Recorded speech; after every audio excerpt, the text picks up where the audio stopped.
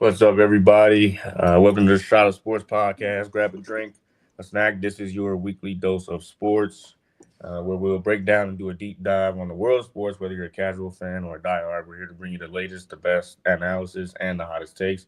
I'm your host, Jalen Nicholson. Born, like, share, subscribe, and even comment. Smash the like button for us, and tap the notification bell on the right so you can be notified whenever we drop, so you won't miss one. Today we have on the show. We got Nazir Spencer. We got finally Nolan Kapolowski back again, and Drew Best is back. So I want to ask what did y'all feel at the draft? How was y'all time at the draft, especially Drew, because he was up there reporting it. Go ahead, I Drew. guess I'll go. I guess I'll go first. So, I mean, it was unlike anything I've ever seen before. It was something that a lot of people figured Green Bay couldn't get done. In fact, the mayor called Green Bay the little city that could, and that's exactly what we saw this week. And for all the people in Detroit who are like, our draft was bigger, it was better. Your metro population is 3.5 million. Yeah. Ours is about 200,000, and that's how many we had on night one. Night three, 225,000. It just got bigger and better every single day, and every single day had a moment for everybody to celebrate. And I mean, unless you're Shador Sanders, you had a great week. Hey man. Yeah, I was talking to the morning crew at my work, and they said the same thing. Detroit was trying to, compare drafts, and you can't compare. If Green Bay was that big, it would have been maybe 2 times bigger than what they got. So I mean, yeah, the draft overall, I saw it as a complete success. Going there before the draft started, it looked like it was going to be amazing, and it turned out to be amazing. So I'm happy that everybody got to experience that, and meet some players as well along the way, which is pretty cool. Because at these type of drafts where it's like a local town, we've never seen anything like it. The players are more comfortable, I feel like. Not a lot of danger going on in Green Bay, I would think, at least. But um, players are just walking around talking to people on the sidewalks, and on the cool areas that Green Bay has. And I don't know, it seemed like it was such a great experience for everybody. Unfortunately, I couldn't make it up there this year. I covered it before, like twice, went up there twice beforehand. But it was cool though. I enjoyed it beforehand. I'm sure everyone enjoyed during it. Yeah, So we had quick a response to you. I mean, there was only 3 arrests between Schwabenheim and Green Bay police during the entirety of the draft, which is ridiculous. That's crazy. And with how many people were there. And a side note, not just being able to just like meet players. I mean, one of our colleagues, Sam Strash, ran into Will Compton and Taylor Lewan during the event. And I mean, I was walking around on Thursday night getting ready to set up stuff for my story, and we were cutting by people, and my photog like bumped into this guy, and they look pissed. So I turn around, and it's John Kuhn. And like you just casually bump into John Kuhn at this sort of thing. So it was pretty awesome to kind of just see all the stars. And for the Packers, it may not have been the best draft they've ever had, but I think the vibes were really high for that team just to be able to host it. Everybody knows how it went in the first round. Baron Sorrell being there on day 3. I think it was just all encompassing. It was a fully Green Bay draft, in my opinion. Yeah, I mean, look, you kind of hit the nail on the head, Drew. I mean, first off, there was so much draft content as a producer to sift through. I mean, there was just tons of stuff, and I mean, it wasn't just the draft. There was so much stuff around the city going on, and it benefited the city so much. But talking strictly about like attendance numbers, I mean, for this to be the second most attended draft in NFL history, and again, I know Detroit wants to talk all their smack, but look, when you have a town of 120, a city of 125,000 people, and we get 600,000 people, and that is after on every single day they were turning people away. I mean, it could have been bigger. They just didn't have the space for all these people in there. But for it to be the most attended or the second most attended draft, and also the second most watched draft, I mean, it was up Behind COVID. That's what everybody 50%. watched. Yeah, like the only draft that beat it was COVID, when everybody was So the draft was the only thing realistically, going on. So that's, of course, people were going to watch it. right? But I mean, it was such an amazing venue. It looked like, again, I didn't get to get up there personally, but it looked so amazing. And yeah, I think that, especially, I think that the Matthew Golden pick for Green Bay had to be like the highest vibes and like the most excitement I've seen out of a draft pick in like a long time, if ever.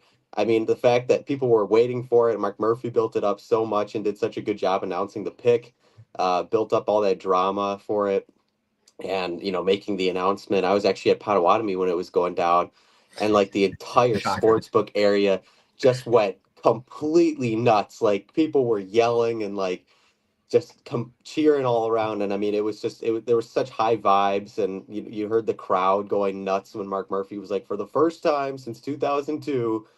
And I think that the city did an amazing job of putting it on. I think that it was an amazing draft. It was one of the better ones we've had. I mean, we had the Shadur Sanders thing. Like, yes, obviously it sucks if you're Shadur Sanders, but that added so much drama, and I feel like that's why people kept coming back to watch. It was such a storyline going into day 3 about like, where will this guy be picked? Will he be picked? Like, is this guy who we thought was going to go in the first round going to be like undrafted?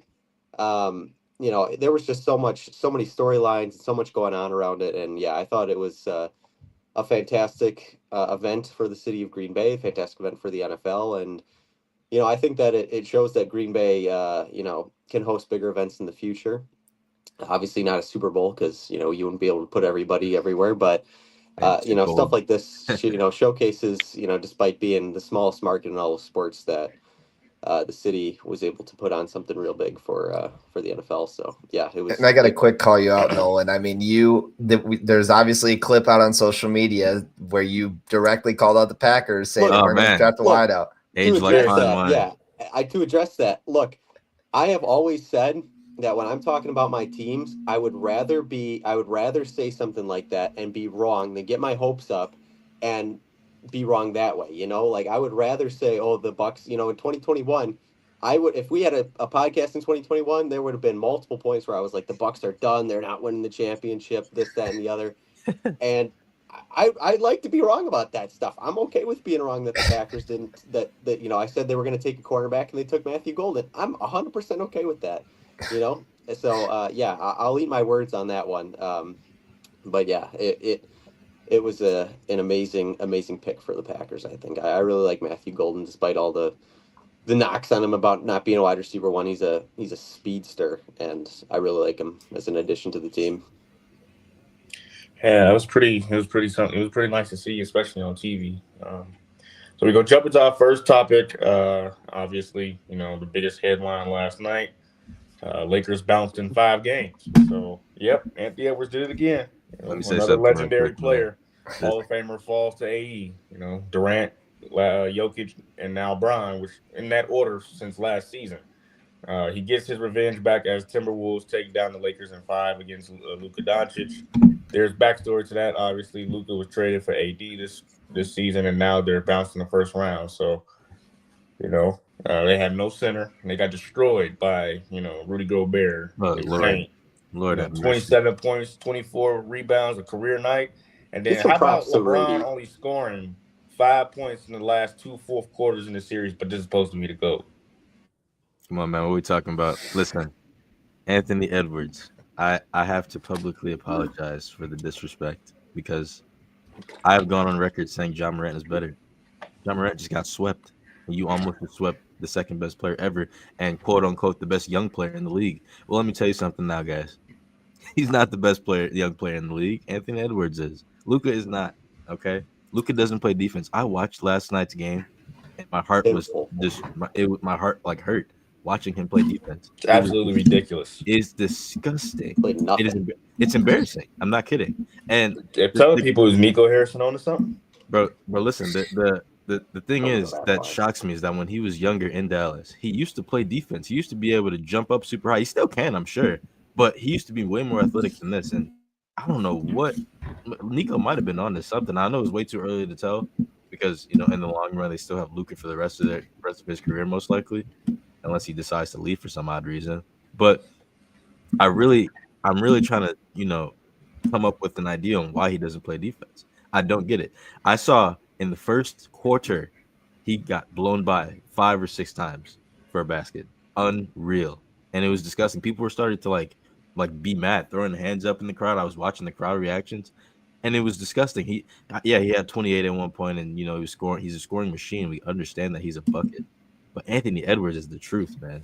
He is literally the truth. Got a gold medal this past summer, being the sixth man off the bench, being able to talk smack to Steph Curry and LeBron James and Kevin Durant, learning how to shoot better than them, learning their shooting motions, being the best 3-point shooter in the league this year, being able to carry his team through Lakers in 5, all this Lakers in 7 when they were down 3-1. Anthony Edwards is the truth, and he's the best young player in the league right now. And I can humbly say that I was wrong. And John Morant has a lot of work to do, and Zion Williamson has a lot of work to do. I have a direct response.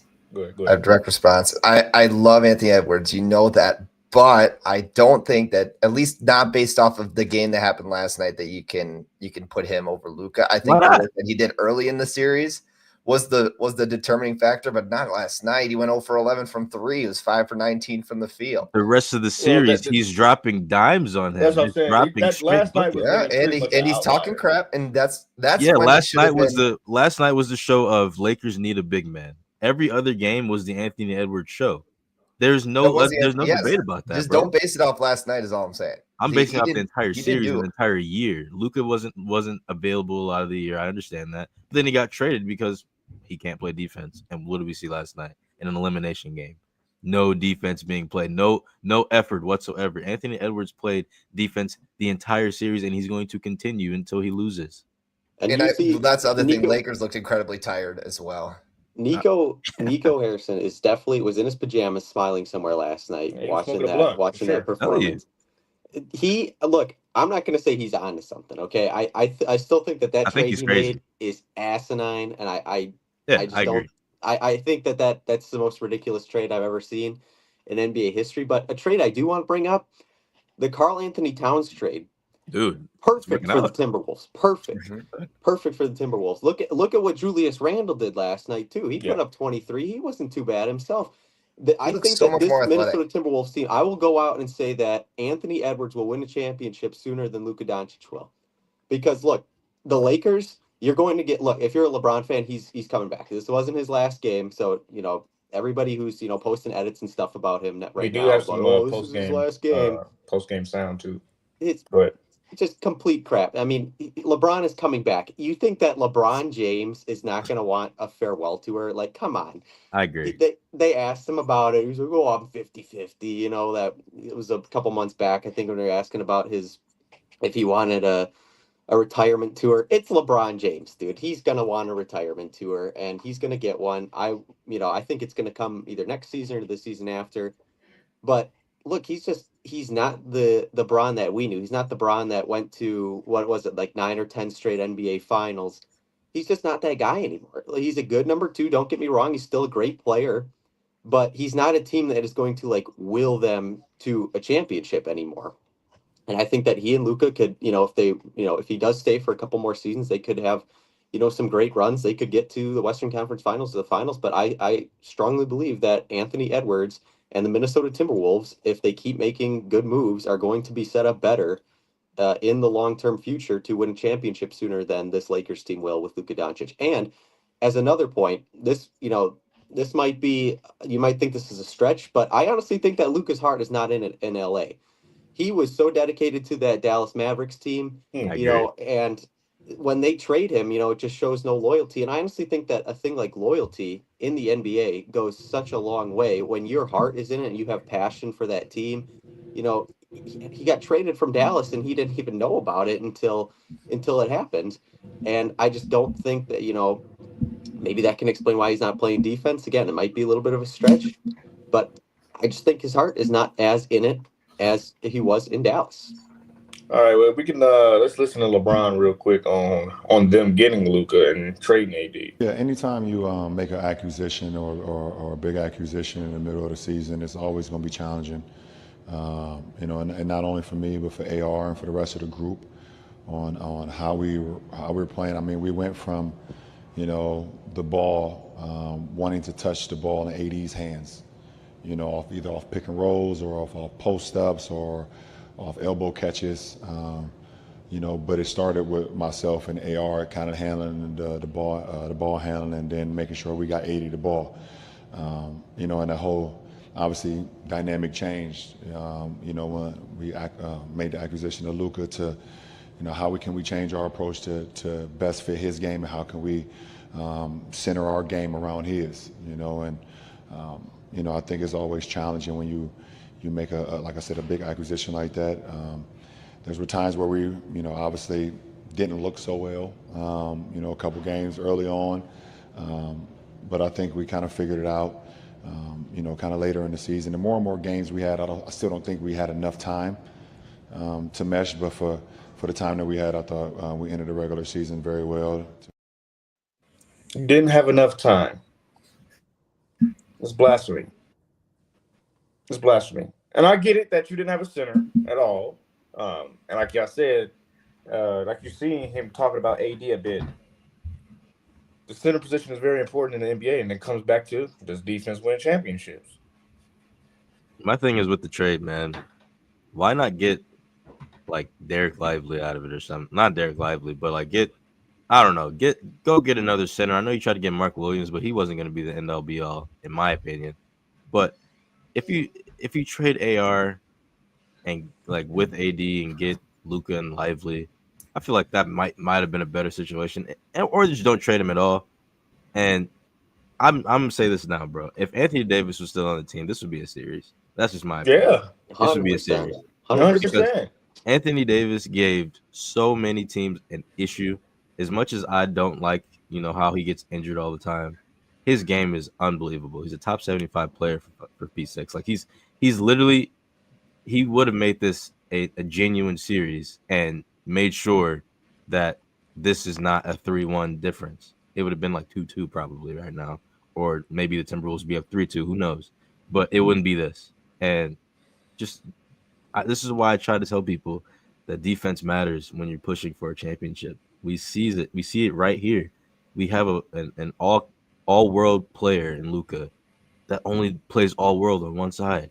You have to have both sides at least Curry tries to play defense. I'm not trying to bring up Curry right now, but I'm thinking of an example. Get out of I'm trying to think of an example of who people think doesn't play defense, and that's one of the players that just came up in my head. Or at least Dame tries to play defense when he's healthy, right? But Luka doesn't try, and it shows, and it showed last year in the finals as well. So that's just my thought about it. He's kind Balls of on Redick too. he's Balls on Redick. I'm not gonna say become, because I think he's been for a while, but there's such like diva tendency, I feel like, in Luka Doncic. Always And been, bro. just and I mean, I don't know. I feel like he thinks he's better than he is. Again, that's not to say that he's not a good player, because he's an Nice. amazing player. Like you said, he's an all-world player, and he's a fantastic all-star. He will win you many games, and anybody in, the situation for the Lakers would make that trade. But you're absolutely right. If Anthony Davis is here, they are not done yet. They are not getting eliminated in 5 games. And if the Lakers can, go out and get a center, that's great. When, LeBron's talked about not enough time, I get it. Luka Doncic was hurt. It takes a while to mesh team chemistry and stuff like that. We saw something similar, I think, with the Bucks with, when we got Dame, but I mean, you're still not going to get anywhere close to a championship if you don't have a center on the team. So that has got to be priority number 1 in LA for next season. Otherwise, we're just going to see much of the same that we saw here in these playoffs.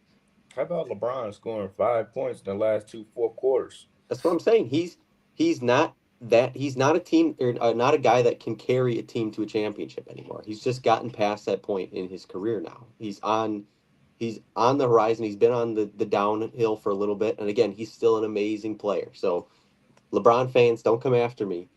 But he's just not the guy we saw on those like 2015 through 2018 Cavs teams, especially 2017, 2018, where he was just kind of like willing the team to a championship, to a finals appearance. He's just not that guy anymore. He's kind of taking a back seat to a guy like Luka Doncic now. And I think there's nothing wrong with that at all. I feel like he's 40 years old, man. Like we understand that he's not gonna be that guy, but I mean, but then Luka needs to step up. Right. For still being at least a top 10 player on the planet in LeBron James, I would say personally, he's 40 putting up 25 a game. I mean, you got to put up more than 5 points in two fourth quarters, man. I mean, that the other day when he put up 0 and had that crazy foul on the wrist, I mean, you can't. I mean, he knows that. He doesn't think that was a foul or anything, but you got to be able to put up points like that. And they were making sure that he was a non-factor, which is great coaching by the Wolves staff. So, I mean, as much as we want to blame LeBron, we got to give credit to the Wolves. They really prioritize these, these plays better.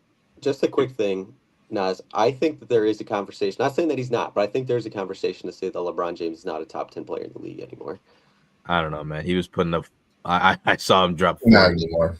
I saw him drop 40 at the age of 40, man. I don't know. I know Mike did it once, but look, he's still a great player, still a top player in the league, but he's I in think he's in there's a better shape. conversation that he's at the back end of that top 10, if not. Oh yeah, out of it right no, now. I'm not saying he's top 5 because he's not. I think he's between 12 and 15.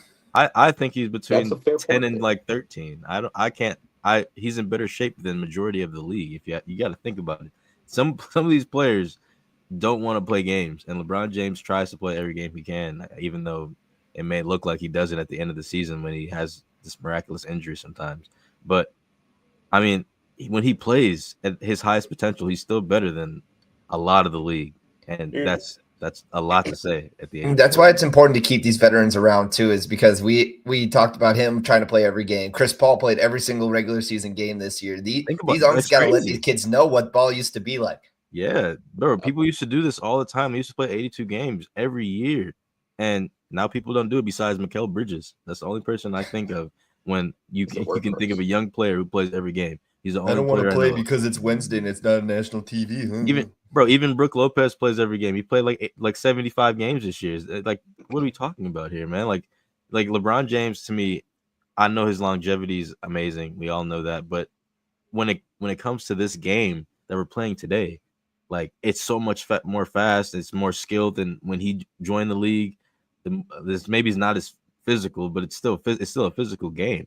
You know what I mean? So I don't know. I still think he's at least 10. I don't think he's top 5 at all, because top 5 players are miles ahead of him right now. But it wouldn't be. I feel like it's not that crazy to put him at 10. Here's Redick in the last 2 fourth quarters. Did great in the fourth quarter. Missed shots at the rim, missed a bunch of threes. Shot 12 for 52 for the series in the fourth quarter from 3. On top of that, you lose 2 games in Minnesota, minus 12 in scoring opportunities, minus 13, and then you lose by 20 tonight. Just too many turnovers, too many offensive rebounds, and I think given the struggles scoring the ball, particularly early in the series. There's a trade-off. There's always a trade-off. You could say, "Oh, play a center." We couldn't score, so there's a trade-off to everything with this. But we obviously put ourselves in a position to be in the game. So basically, what he's saying is you don't have a center, and you didn't play a center in the last 2 fourth quarters. Well, he couldn't. Just think about who their center is, dude. Jackson Hayes. Yeah. I said this as soon as the trade happened. If you trust Jackson Hayes to carry your interior defense or interior offense in the playoffs, you're losing your mind. That's why the acquisition of Mark Williams was so huge, and why it didn't go through. I don't know why. It was physical, failed his physical, whatever.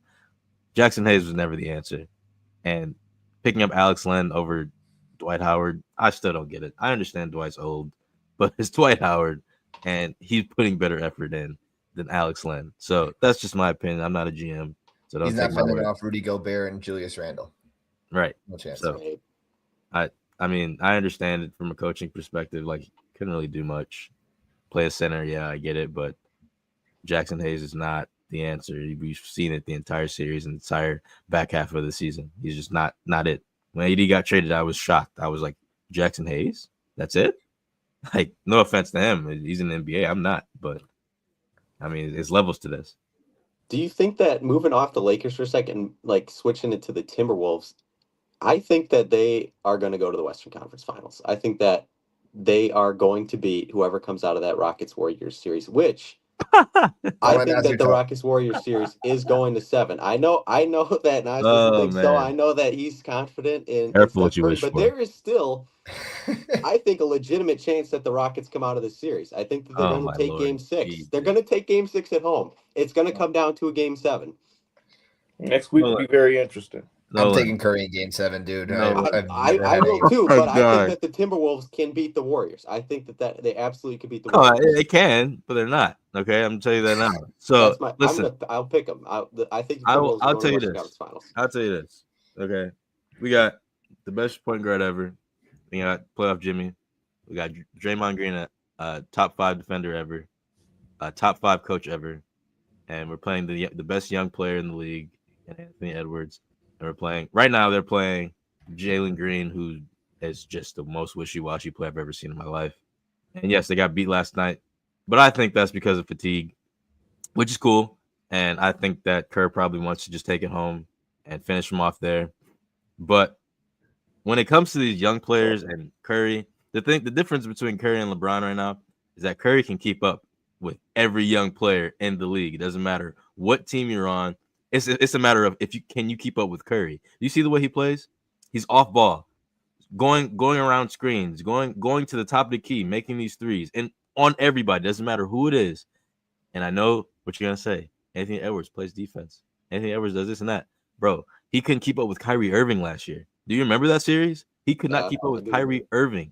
Kyrie Irving's nice, man. And me and Jalen were having this debate yesterday. Chris Paul, Kyrie Irving, yes, but Kyrie Irving was gassing Anthony Edwards. Imagine what Steph Curry's gonna do. I'm I simply think Mike Conley could honestly keep a closer eye on him than most people would think. and we'll see about that. He's older than Steph too, so he played a lot of games too this year. Another veteran that's great at doing that. So If Curry has a bad shooting night, though, the Warriors are Jimmy good. Butler's there. It doesn't matter. Jimmy Butler's there. It does not matter. You see what I'm trying to say? There's an answer for everything now. Dude, and Jimmy Butler is going to be fireworks. Exactly. It'll be a great series. Ant's thing is talking trash, and he's getting the 2 biggest trash talkers in the league, and Jimmy Butler and Draymond Green. So I'm just saying, Here we go. Draymond against Gonna Rudy get Gobert chippy. is going to be cinema. Get Oh your my God, popcorn. they hate each other. Before we move on, we're going to take a quick look at the playoff bracket. Warriors got dog walked in Houston last night, 131 to 116, but it's all right. They'll probably bounce back tomorrow. Pistons pulled the game out late on Tuesday to go back to Detroit 3-2 now, so it gets a little interesting here. They went back to Detroit, while Boston is headed back to the second round, obviously, and Indiana bounces Milwaukee. We'll get into that in the next segment in like 35 seconds. And Shout out OKC and Cavs, Cleveland. man. OKC and Cleveland just been chilling for a week, so that's pretty much the playoff bracket right now, as you see on the screen. And we'll jump into our next topic. So our next topic is, what's the state of the Bucks? The Bucks were bounced in 5 by the Pacers, but the headline here is John Halliburton, Tyrese Halliburton's dad, got into it with Giannis when game went final. So with Dame's torn ACL, basically missing majority of or pretty much all of next season, what's next? What has to be done here for them? Well, yeah. I'll say it. Got a couple graphics here that they've been bounced in the playoffs a few times, first few years, over the past 3 years. Personally, I don't think he leaves. I think he wants to stay. I think, for him to leave, we'd have to trade him. But if we're looking at the state of the team, I think that's the only option we have. Because think about it. No first-round picks until 2031. We don't have money. Only person we can pay is Giannis and Dame, who's going to be injured all next year now. But when he comes back, he's going to take that player option, which is $53 million. So, I mean, if we want to get ahead of player everything, option. Yeah. if he, when he comes back, he's going to take that money. It's $53 million down the drain, because who wouldn't take that, obviously?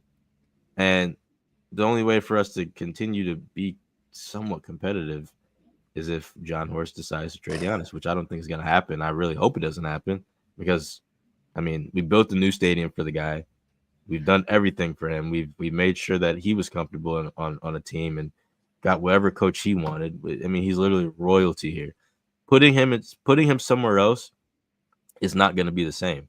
He likes to have the ball. He likes to be in control, and he's the leader of this team. if he goes somewhere else, he's going to be the leader of that team. So it's not going to be the same, team wise, I would say, obviously. But man, it's a tough decision to make. I really think that if they do trade him, the place that they should try to look at is maybe the Rockets, because they have a lot of good young assets and a lot of picks still. And I'm gonna say this last thing: if people think that in a Thunder and Bucks trade, that if we trade Giannis and we're not getting Chet Holmgren, you're crazy, because we're getting way more than what Luka went for. I'll tell you that, way more. Yeah, because he plays both ends of the ball and he's a champion. So And he's a two-time MVP. Luka doesn't have either of those. So, I mean, we're getting way more. And Giannis has more first-team All-NBAs as of right now. So, But the thing is that I think that the Bucks don't have a crazy amount of leverage here in teams' eyes right now, because No leverage. the way teams see it is that, look, Giannis is going to want to leave if he's not winning there, and he's got 1 year left on his contract. So why overpay when, even if the Bucks keep him, we could, just go out and get him in free agency potentially next season. So I don't think the Bucks should trade him. I really don't. I think that, yes, the state of the team right now, very bad. You don't have any first round picks in our control until 2031, I think it is. 2031, yes. You don't have a lot of young players. You're like the oldest team in basketball right now. And you got Damian Lillard, who's going to be injured all next season pretty much. And, really not a great number 2 behind Giannis if Dame's not healthy, with, Kyle Kuzma being our second best KPJ. option. KPJ. That's the only person that I can think of being a 2. Yes, but I feel like they'd utilize Kuzma more as the 2. He would be considered the general 2 in people's eyes, I think, more than KPJ. But yes, KPJ would be the second best player on the team, I think, without Damian Lillard. With that being said, I think the Bucks should not trade him. I think that Giannis wants to stay. I 100% agree with you. I think that he's got such loyalty to this team, and even if he only wins the 1 ring, he will stay in Milwaukee for the rest of his life. I really believe that. I think that he's kind of a Dirk Nowitzki type player. I know I talked to you guys about this earlier in the week, but I just think that the amount of loyalty that this guy has is just, it's almost like it's inspiring. We don't see it in the NBA anymore. And I really believe that, we heard in a press conference, maybe it was about a year back now, where he was like, they would have to kick me out of Milwaukee. I'm not going to request a trade. And I don't think he's going to leave in free agency. Now, I could understand John Horst being like, look, we have absolutely nothing. Giannis is really our only tradable asset here, with Damian Lillard being so old. But I just don't think that we are going to get the return that one would expect for Giannis, because these teams know that we have no leverage right now, in their eyes at least, because they think that Giannis is leaving either this year via trade or next year. I was talking to Sam. Sam was saying on the podcast on Tuesday, I believe, that Giannis should get traded to the Jazz. So, because the Jazz had the most picks. I'd like that. The most picks, and obviously you're not getting number 1 pick this season, but you'll get next year's first round picks, and however many picks I think we can give up, about like 4 first round picks, and then you could get probably Lauri Markkanen, and then you would probably get John Collins. I mean, Lowry ain't Giannis, but I mean, he's good. He's an underrated. He's an all-star. He's an Listen, all-star. man, Lauri Markkanen's never. I'd made rather playoffs keep in his Giannis, entire dude. career. Lauri's never made playoffs in his entire career. He's been in the league for like 10 years. Okay, He's been on terrible teams, though. you gotta look at the teams he's been on. not a number if one. he's that good of a player, if he's a good, number but 1 player on a team, he should be able to make the playoffs at least once in 10 years. Okay, he's the number 1 team on the Jazz, because the Jazz have nobody else that is worth. As a Jazz fan, as somebody who's been a fan since the Gordon Hayward days, Lauri Markkanen is not a number 1 caliber player, but as a number 2, even, he would be real valuable on the team. He is an underrated player, and he is like the sole reason why the Jazz are not like the worst team in the NBA. Like, I know that they're close, and they're not. We only making chose playoffs that anytime this year soon. because we tanked, literally. Yeah, Not to mention, the injuries forced them to play like G League players all throughout the end of the season. right. And then Exactly. Will Hardy told us that in the press conference at like training camp that it's going to be a hard, tough year, but we're going to get a lot of development. Rebuilding. So Plain and listen, simple. man. listen, Giannis wants to go somewhere where he can win. There's no way that He won already. If he's traded, I mean, win he'd have to go again. wherever. But He's a top 15 player, 20 player ever. He's not gonna want to sit on one ring his rest of his career. He wants You to realize win. the Jazz have the most like potential other than the Thunder?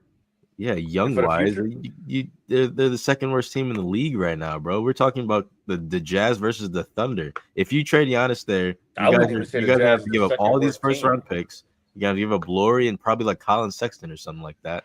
Like you gotta give up all those. Maybe probably Isaiah Collier. You probably have to give up one of the young players, at least one You of don't them. want any of them, bro. We You hold want that Giannis. leverage, bro. We hold that leverage, dog. You ain't, and what Dame is still on contract, so who gonna take Dame? That's what I'm saying. Getting Isaiah Collier is not gonna happen. But I will say you probably end up you probably would end up getting a slew of picks, which y'all need. Yeah, but we also need to rebuild with younger players. We're the oldest team in the league, like Nolan just said, bro. If we want to succeed, Colin Sexton is not the answer, in my opinion. I think he's good, but he's not young enough. I think he's 27, something like that. Like he's young, but he's already in his prime, not producing up the numbers that he should have been after that injury he had in like 2020 or something like that. But I'm just telling you, there's three untouchable players on the Jazz team. There's Collier, is going to be Walker Kessler, and then it's probably going to be Cooper Flagg if we draft him. If we don't get the number one pick, if we don't get the number one pick, we might trade that. You could trade that. The Bucks, though, if they trade Giannis, they are not going to look for. I really don't believe that they're going to be looking for players like, oh, how can we still win right now? If you trade Giannis, this is what the toughest part is about trading Giannis, and why I don't think that they're going to do it is because if you trade Giannis, you are basically admitting to a rebuild. And yes, exactly. They're going to get the young players. It's going to happen. We're not going to get Cooper Flagg. We're going to get Isaiah Collier or Walker Kessler, bro. You have to understand that. Yeah, I mean they would probably target one of the young guys. Jazz wouldn't do that trade then. The picks would be the most important thing for Milwaukee. Who can offer up the most picks between the Thunder and the Jazz? And obviously the Jazz have the most, but would they be willing to get, how many would they be willing to give up? But again, if we trade Giannis, we are admitting to a rebuild, and the Bucks will suck for the next 5 years.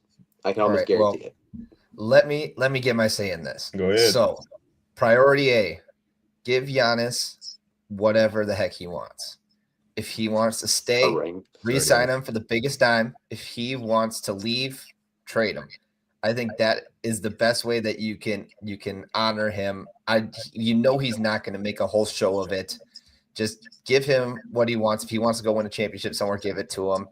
That's honestly for business, better for the Bucks. But this guy, if the Bucks didn't draft Giannis, there's a chance that there's not basketball in Milwaukee right now. It is that serious. You saw how Dallas responded when Luka got traded. Milwaukee would riot, absolutely riot, if they traded for like any unwarranted reason. I think that he owns Milwaukee, that he is Milwaukee at this point. And I think make it worth it, man. I would rather hold on to him until he's 40 and go 42 and 40 every year than try and trade him for Isaiah Collier and try and call him our franchise piece moving forward. Listen. That I would hold on to Giannis over either of those guys. Is it a better business decision to get rid of him? Maybe in a year when we see a new contract built up. But right now, there's no reason to put him in any other situation. I know that it's tough right now, but I think that this is a guy that we're going to hold on to him for as long as we can and for as long as he'll be able to provide for us. So, I mean, that's just the way I see it. What did you say? What did you say? They had a 2030. That was when their first round pick is 2031. 2031. So you're going to go 5, 6. You know how far 2031 is? Do you know how good Giannis is? You're going to have to give up so much. They will have first round picks before 2031. They just don't control any of them. Yeah, they don't control any of them. They have them. So we might get like pick number 30 and every year and just that's the thing. You can build off that. Yeah, you could, but not very well. Dude, compared to your pick, it's okay to let some of these guys, especially if you can get someone who is like a similar prototype to Giannis that he could maybe work in with and give pieces to, that could make things a little bit better left off for the Bucks at that point. And I honestly like that better than trading him for like a couple of 4 and 5 options and 4 picks that may not work out anyways. We know what Giannis gave us, and we should honor that. I wholeheartedly believe that the Bucks organization will figure it out. And yes, they don't control their picks, but if we can get like, I don't know, like a Tyler Hero in the mix or something like that, like a player of that caliber in one of these first round eventually, then that could help a lot. But again, it takes a little bit to develop. No, not everyone's going to be like Tyler Hero straight out of Kentucky going to the finals the same year. But if we can get a player of that caliber and maybe try to build off of that until Dame comes back next year or in 2 years, whatever, we can do that. But trading Giannis, I'm trying to tell you, if you are trading Giannis, you are not. We are getting all the young players. We're going to get everything we need position wise. Like, we're going to get another point guard. We're going to get a center or a forward that goes along with that, and a bunch of picks to build off and rebuild. That's exactly what Nolan said. If we trade him, we concede. We give up. We were going to rebuild and try to compete in 10 years. So the other thing is, if he had like an Aaron Rodgers attitude, if he was someone who like kind of just like had a piss poor mood all the time and you could tell that he didn't want in, like, sure, let's make that deal. But this guy wants to be here. And he's bought in. He will resign if we let it go to free agency. We don't have to trade it. People are acting like if we trade him, we're going to get nothing for him. Like, he's not leaving. I'm telling you, he is staying in Milwaukee his entire career. We could be terrible and he would stay in Milwaukee. Yep. I don't think he moves until 2028 at the earliest. He's not moving. He's going to stay his whole career. I'm telling you, he's going to be a Dirk Nowitzki. He's staying his whole career. If it's his choice, yes, he'll stay. If it's his choice, yes, he'll stay. And then exactly right. If they are able to build around him and make another championship caliber team in Milwaukee and be able to compete at least at the Eastern Conference Finals level, he will stay. It will not be a question. Just as a closing thought, the Bucks, he notices the Bucks are making moves. The Bucks have constantly over the years been making moves to try to better the team, to try to keep them competitive. When it wasn't working out with like Drew Holiday and Chris Middleton anymore, and they tried to go out and get Dame, they went out and got Drew for the championship. The Bucks have constantly tried to make this, team better. It's not like we're just sitting on our laurels and, running the same team out there every year and being like, well, hope this works. We have always been trying to better the team for Giannis, and I think he realizes that, and I think he appreciates that. Yeah, we'll probably talk about this a bit actually throughout this offseason, and we'll see what ends up happening. The draft lottery is May 12th, and the NBA draft is sometime in June. So we're gonna jump right into our last topic of the day before we give our final thoughts. We're gonna take a quick look at the NHL playoff. The Great Eight is playing those Carolina Hurricanes as both teams took down their opponents in 5 games. As you see, the Carolina Hurricanes took down the New Jersey Devils, and the Washington Capitals took down the Montreal Canadiens. Winnipeg will be headed back to St. Louis to hopefully end the series as they're up 3-2, while Toronto has to go back to Ottawa for Game 6 to play Brady Tkachuk after having a 3-0 lead. Edmonton comes back from down 2-0 and take a 3-2 lead against the Los Angeles Kings. But the Avs are a heavy picked squad to win the cup from a lot of people, and they're down 3-2 to Dallas. The drama there is Rantanen was on the team at the beginning, was on the team before the deadline. So what I really want to look at is, is Toronto going to blow it? Wouldn't that be the most Toronto thing to do? Yeah, Toronto as a whole, and that's the thing. There's Stanley Cup is one of the most fun playoffs there is. The NHL playoffs is incredibly fun to watch, and just because of the pure fact that, obviously we just talked about a 6 beating a 3 a couple moments ago, but that's almost a regular in the Stanley Cup. There's almost always someone who gets knocked off early. It's always everybody. What are you talking about? It's not somebody. It's always Toronto. It's always Toronto, dude. That's true. Hey, they hold on. PM Eastern time. Yeah, they might have to. This would be a historically bad fall if they drop 2 in a row. Don't get me wrong, but you look at the Stars who are up on the Avs right now, and I got to shout out my Oilers. They're up on the Kings, which they should be. Mercy. But I know Nolan has other words to share there, but he's just you gotta get through the Wild out there. They're getting Oh, through the Wild, dude. Nobody's concerned about the Minnesota Wild when it comes to the NHL playoffs, dude. That They're is always true. in there they're like the Bucks of the NHL. They're always in the mix, but they're always getting knocked out in the first round. When is the last time the Wild have been truly competitive where it's like, oh, this is a team that can like actually win the Stanley Cup? I mean, I can't honestly even remember a time when they have been like, it's like, oh, this is a team to watch out for. It's always like, oh, it's the Wild. Whoever's facing the Wild is probably going to win the series. The Golden Knights Oilers, I would love to see that series again. I think that's going to be absolute cinema. I like I have faith. Winnipeg. I have ready. faith in Vegas, but no. Shifley is Golden Knights get hot, man. What about the Florida Panthers? What are you talking about? the floor. See that? yeah, we that, didn't even that talk about the is- Panthers yet. They They can just run Nobody's it came talking back back. about from the They down can run it Panthers. back. Nobody's talking about the Panthers. They just It beat the blows my mind. Lightning in 5. I go Like- online and I see nothing but Hurricanes, Stars, Knights, all this and that. But what about the Florida Panthers? Those boys are dangerous down there They in are. Florida. They just I'm got to do well it for aware. the Boston Bruins. Defending Yeah, champs. exactly, bro. I'm trying to tell you, I watched every game of that series so far, and it's just like they are so good, and no one's talking. It makes no sense to me. I'm still like very fresh into getting back into hockey. I haven't watched too much since like 2022, but no one's talking about it. It just blows my mind. Maybe it's because one of the games, the series that I've watched the most, but I Recency don't know. bias probably too. Maybe a little But bit. they're Maybe the defending champs. I agree. That's They what I should said. be It was- getting talked about more. They looking like the Celtics. that's what I'm saying. Like they look so dominant, but they get no credit for being dominant and being a defending champ. Like it makes no sense. So And they're There's gonna no take reason care that of they don't make the conference finals. I understand gonna- the Hurricanes. The Hurricanes are nice. They're going to take care of whoever. The Panthers are going to take care of whoever comes out of the Leafs and the Senators series. They will go to the finals or the conference finals.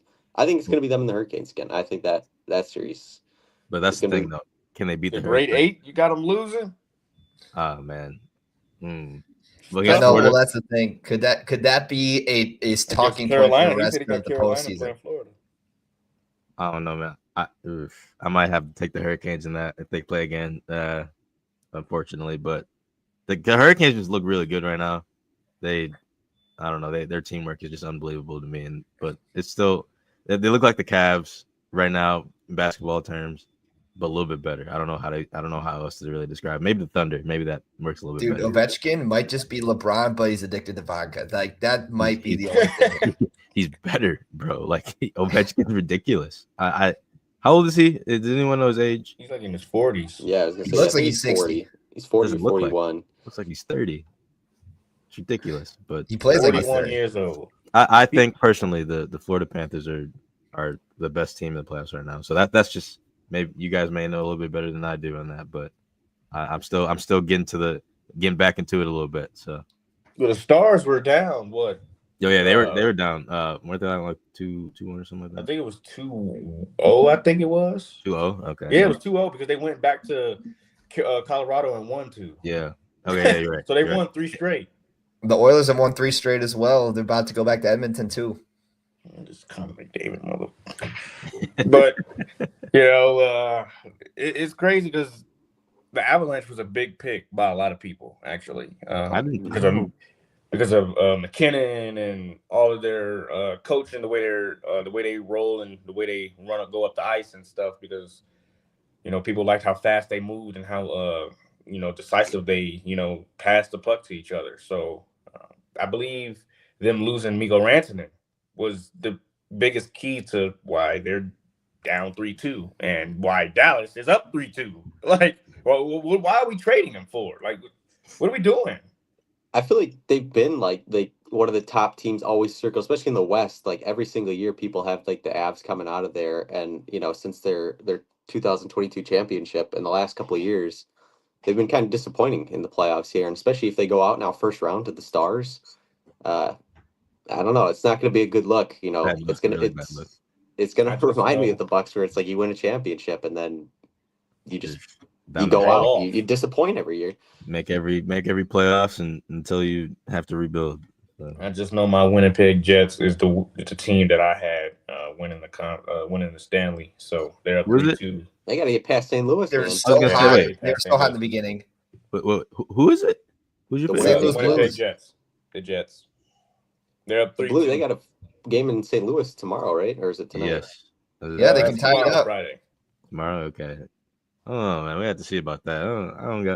I'm not a I big will say, Winnipeg guy. I don't know. I was in St. Louis on Sunday to Obviously, watch I'm a the hockey Brewers club play. guy, but if I had to pick a team in the playoffs, I'm picking the Jets. That's who I was rolling with. That's Seeing a them up safe close. pick. And Yeah. well, the thing about the Blues is, I mean, I saw a little bit of their game when I was in St. Louis on Sunday. I was watching the Brewers play. It was the only game they won there. But pregame, I was watching the Blues game, and I saw so many Jordan Binnington jerseys. Their goalie. I've never seen a goalie just have like a He's city in a nice. chokehold like that, and He's that really is that was pretty awesome to see. And they ended up winning that game pretty handily. And for the Jets, who got off to such a hot start, they're starting to look a little bit more human now. And I think that could be something that could lead to potentially an upset if the Blues can keep this momentum. But obviously, you can't say that because they're on their last leg. If Winnipeg wins, they're in. But Yeah. Look at the So- West, though. How Hey, many man. good series there are. Like, all of them are 3-2 right now. All the West series. Give me Sam Reinhart. Give me him in the Panthers, man. That's all I gotta say. Give me Vegas. them. Vegas is clinching the second round tonight. They're going to beat Minnesota. I can see that happening. Yep. Give me the Knights, So- baby. So we do have, we got the Maple Leafs and Senators tonight at 7 p.m. Eastern time on TBS Max. Then you got Golden Knights versus the Wild on ESPN at 7:30 p.m. Eastern time. Then the Stars Avalanche at 9:30 p.m. Eastern time on TBS, and then Kings Oilers at 10 p.m. Eastern time. So imagine, the people in New York, they gotta, if they wanted to watch Connor McDavid, they gotta, stay up at 10 o'clock to watch them and Stay up probably late. end up going to bed at 12. That's wild. But it's great for me. I get back from work at 11. hey, Jesus. you never know, gang. So we'll say our final thoughts here. And I ain't gonna put we're gonna change it up a bit because we've been talking in our group chat for a minute about who's better, CP3 or Kyrie, and that's what's gonna probably be our final thoughts. So CP3 or Kyrie? I'm going Kyrie. I'm sorry. I don't care what you say. I mean, if this is just ridiculous. We're talking about a guy who has as many first NBA all teams in his prime than Kyrie has all in all. Kyrie has 0. Let me tell you something.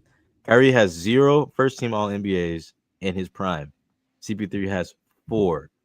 Kyrie has 4 all NBAs, but they're all second team and third team. We're talking about a guy that is an assist leader, a steals leader, that got his trade vetoed by the league to go play with Kobe Bryant because it would have been unfair. Kyrie Irving is an amazing talent, but we're talking about a guy who was second in MVP voting behind Kobe Bryant. Kyrie Irving's never been involved in an MVP whatsoever. Like not even remotely close to an MVP talks. Maybe top 10, maybe. But we're talking about the best, maybe the third or second best point guard, passing point guard ever versus the best, I guess, skilled player ever who can't lead a team to the playoffs. Chris Paul can lead a team to the playoffs. He's done it his entire career. Obviously, we're at the back end of his career right now, and he just played 82 games. I know I'm talking specifically prime right now, though, and Chris Paul's prime wipes Kyrie's. It's not close. I understand the ring argument. Yes, you have the best player in the world on that team as well. Take LeBron out of the equation. What did Kyrie do with Cleveland? Nothing. You know why Kyrie left? He was the reason Cleveland was relevant. You know why Kyrie left? You know why Kyrie left? Because he couldn't be number one. He went to Boston, got booed out, went to Brooklyn, still in his prime, and couldn't do anything because guess what? He was still the number 2.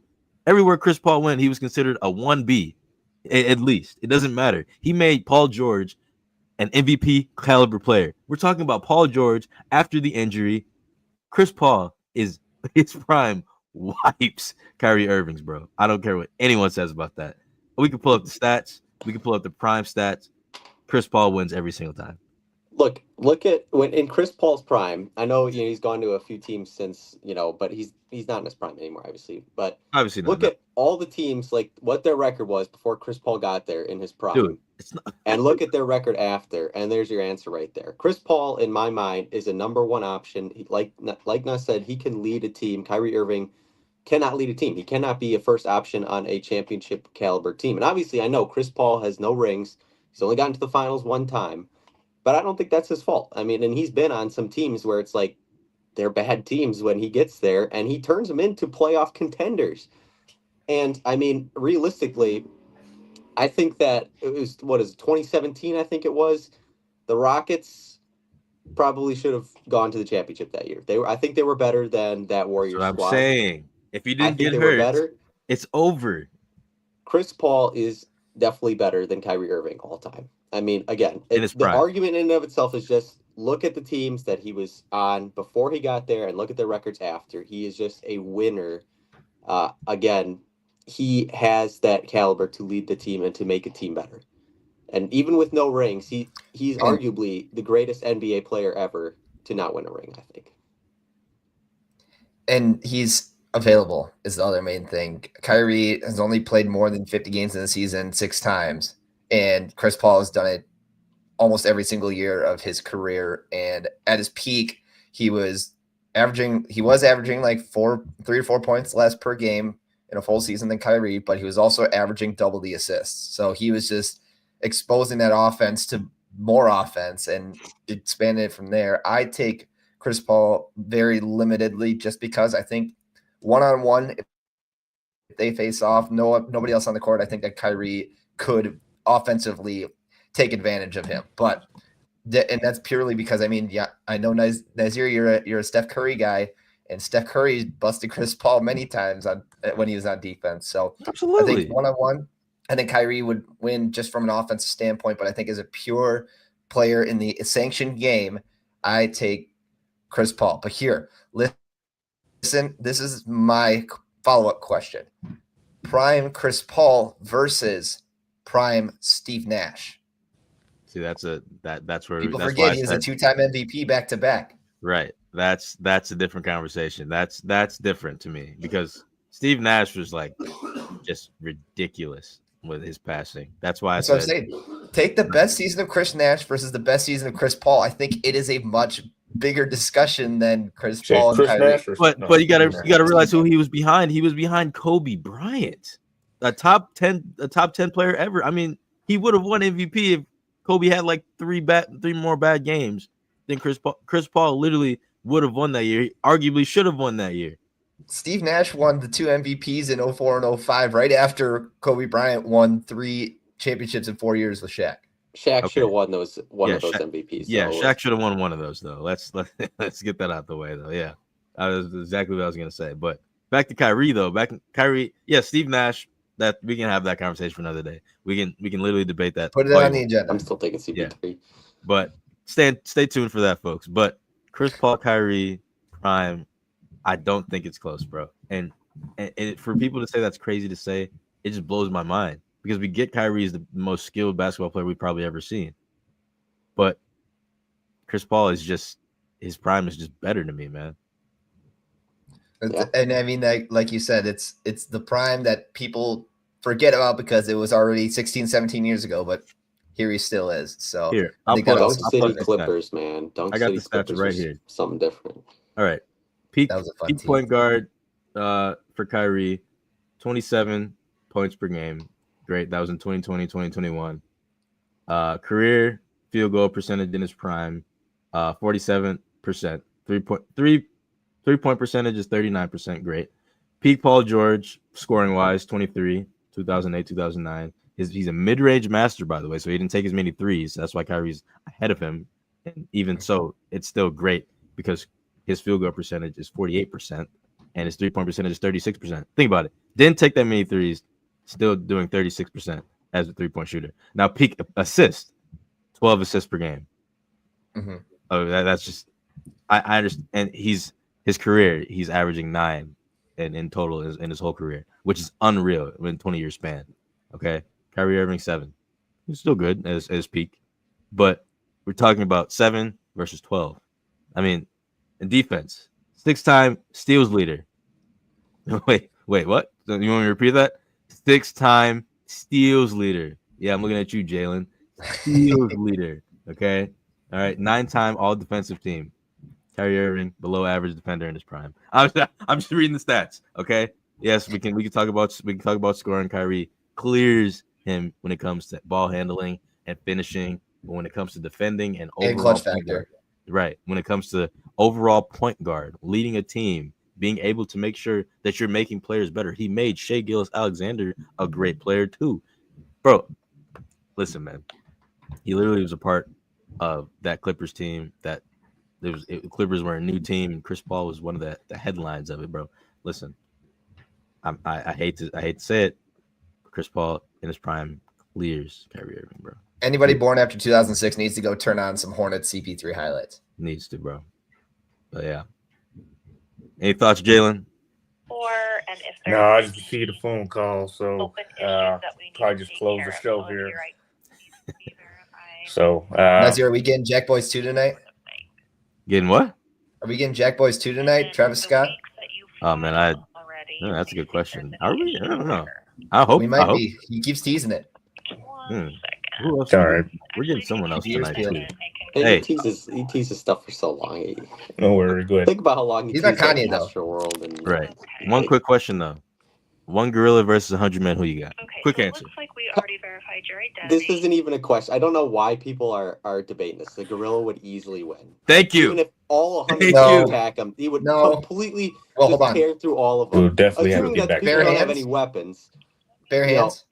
No weapons. It's Bare hands. Bare hands is Oh, the yeah, argument. gorilla. If they have Easy. weapons, it becomes completely different. But bare hands, Yes. the gorilla is Mhm. destroying 100 people, not Everybody. even blinking, Yes. dude. I understand stamina is a factor in this. The gorilla's winning. That's a quick answer. All right. I'm taking 100 men, but we'll say that for another day. But with that, subscribe, like, share, and comment. Follow our podcast page on other platforms. Spotify, if you're on Spotify, please come over to the YouTube side and follow our Instagram and TikTok below or on our channel right here. And we will post real shorts of the show and post polls, question boxes. If you have anything, DM us or you'd like to comment, go ahead. So with that, this is Shot of Sports. We'll see you tomorrow. Cookies Chris. Cookie Chris.